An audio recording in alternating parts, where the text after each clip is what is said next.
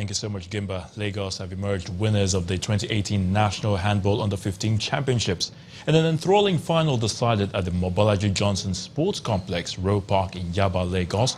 The home side fought from a 2-goal deficit to triumph over Niger State 24 to 21 points.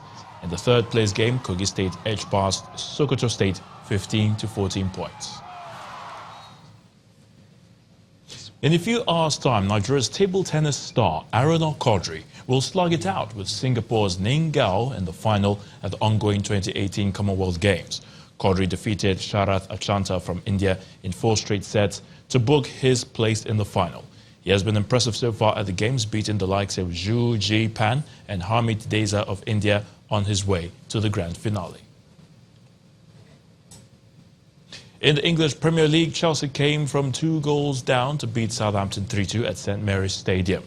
A brace from Olivier Giroud and a goal from Eden Hazard gave the Blues victory in the keenly contested encounter. 2 quick first-half goals from Chris Wood and Kevin Long secured 3 points for Burnley as they beat Leicester 2-1.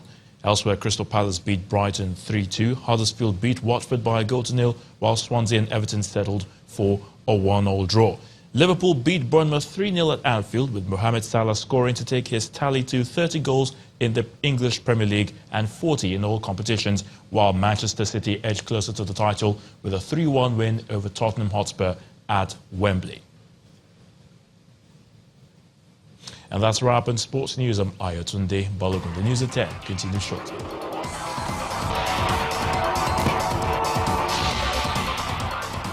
South Africa's anti-apartheid icon Winnie Madikizela Mandela is to be given the highest national honor by the ruling African National Congress ANC posthumously.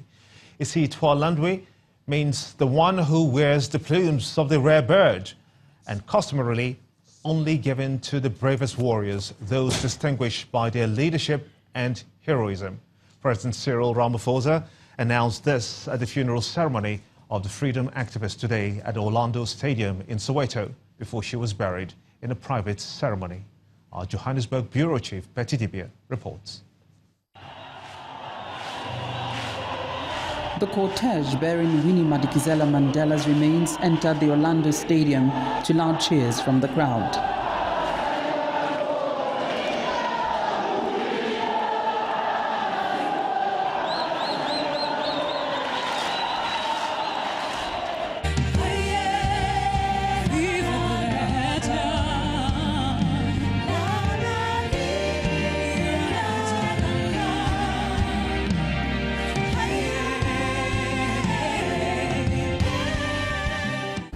It's been 12 days of moving tributes, memorial events, and national debates not devoid of the controversial bits on her true place in history.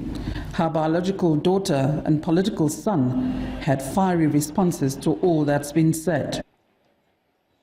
I was particularly angered by the former police commissioner, George Fivers, for cruelly only coming out with the truth after my mother's death.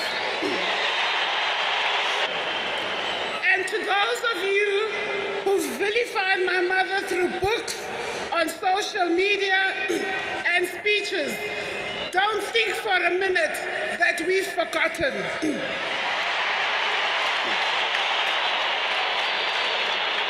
We don't need George Fivers to tell us about Winnie Mandela. We don't need Stratcom to tell us about Winnie Mandela. We will celebrate Winnie Mandela forever. If it's true that the ANC honors Winnie Mandela, name the Cape Town airport Winnie Mandela Airport. Thank you. Congo's President Denis Sassou Nguesso and Namibia's Hage Geingob were among the dignitaries from across the world present. South Africa, the Southern African region, Africa, and indeed the world, as represented here by Reverend Jesse Jackson, have lost a one of generation of heroines. Loudly and without apology, she spoke truth to power. It was a spear that, throughout the darkest moments, she wielded with great courage and incredible skill. And like a script from a movie, amidst claps of thunder, a sudden rainstorm and celebratory cheers from the crowd, Winnie left the arena with military honors.